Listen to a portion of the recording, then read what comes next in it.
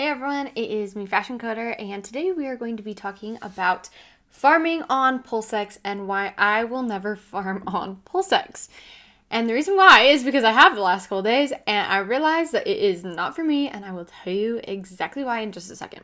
So if we haven't met, I'm Rachel and I go by your crypto bestie. I am your crypto bestie, and I love making videos about Pulse Chain. So don't forget to like and subscribe to this channel because I'm going to be doing so much content on Pulse Chain.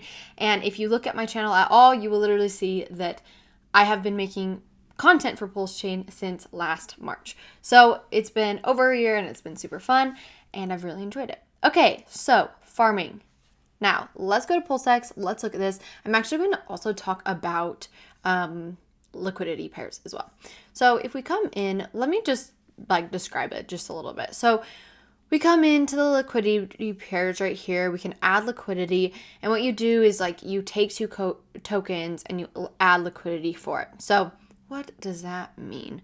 Liquidity means that as you go in and trade something, you're providing the way for people to be able to trade, okay? So for example, I would always do this on the Ethereum network where I'd go in and use Uniswap and say I wanted to trade Ethereum for Hex. So I'd go in and did that. Well, someone is providing liquidity of Hex and Ethereum so I can do that trade.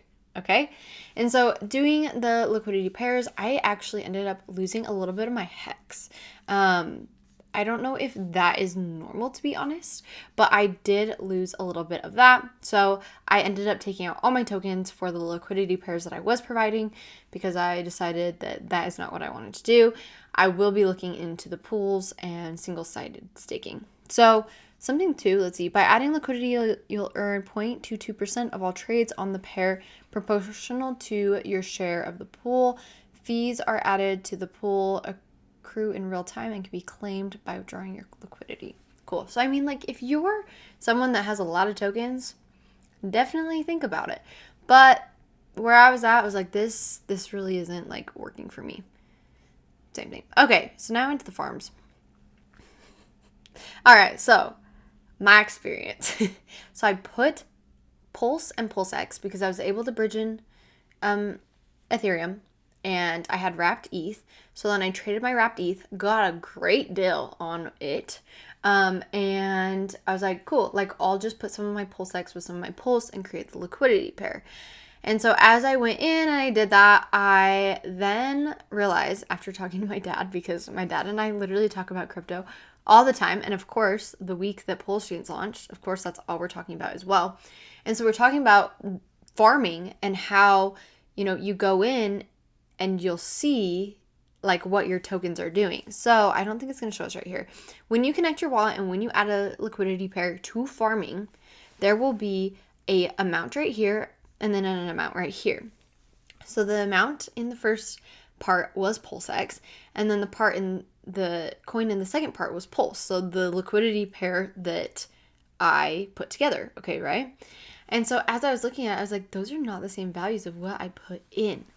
And that is where impermanent loss comes in. And so this is going to be part of the video as well. Impermanent loss is that as, someone's trading, so say you're, farming for PulseX and Pulse, as someone is going over and buying PulseX from Pulse, that's going to take away from your Pulse, okay?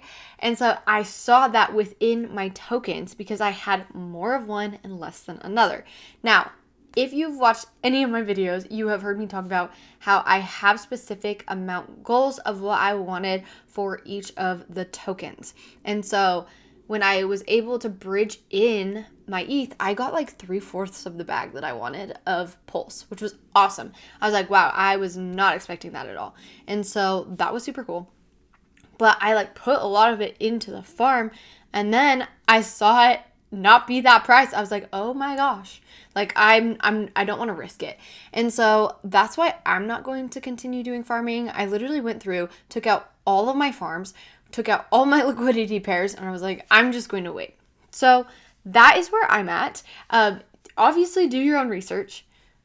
Try it out if you'd like. And that's something about me being a YouTuber and doing video like content on this is I truly actually want to try every single thing just so I can talk about it. And so I want to talk from a first hand experience, which now I have, and now I've realized this is not what I want to do, because farming was a lot different, at least for me personally, on testnet, because obviously like it didn't really matter, they're test tokens, but I didn't realize the changing of the tokens because I didn't remember how much I put in, and it was just like for the test purposes. So actually putting tokens in that like actually means something to me, I'm like, oh my gosh, this is actually very different. So learned a very good valuable lesson. And honestly, like, I think all in all, I was maybe down like maybe a couple 100,000 tokens. So I actually ended up just going back in, buying out the ones that I had already like wanted for the certain amounts. And then with my liquidity pair with Hex, I just ended up buying the rest of the Hex that I lost for that. And I mean, it ended up coming to like $5 in total. So like not bad, but it definitely, when I like was looking at it, it did give me a little bit of a scare because I was like, oh my gosh, what have I done? And yeah, so don't make my mistake, but also maybe if you want to try it out, you can too. Like I said, this is not financial advice, but that is what my plan is right now. I knew that going into this, I was going to farm a little bit, just honestly for the experience of it and being able to know, how that works. But as of right now, I'm not going to continue farming because I don't think that that is the best option for me at the moment. So if you have any questions, feel free to put them in the comments below. Like I said, there's so many videos that are going to be coming. I'm going to do a micro series on Pulse Chain, and so really excited for that, so stay tuned, and I'll talk to y'all later. Bye.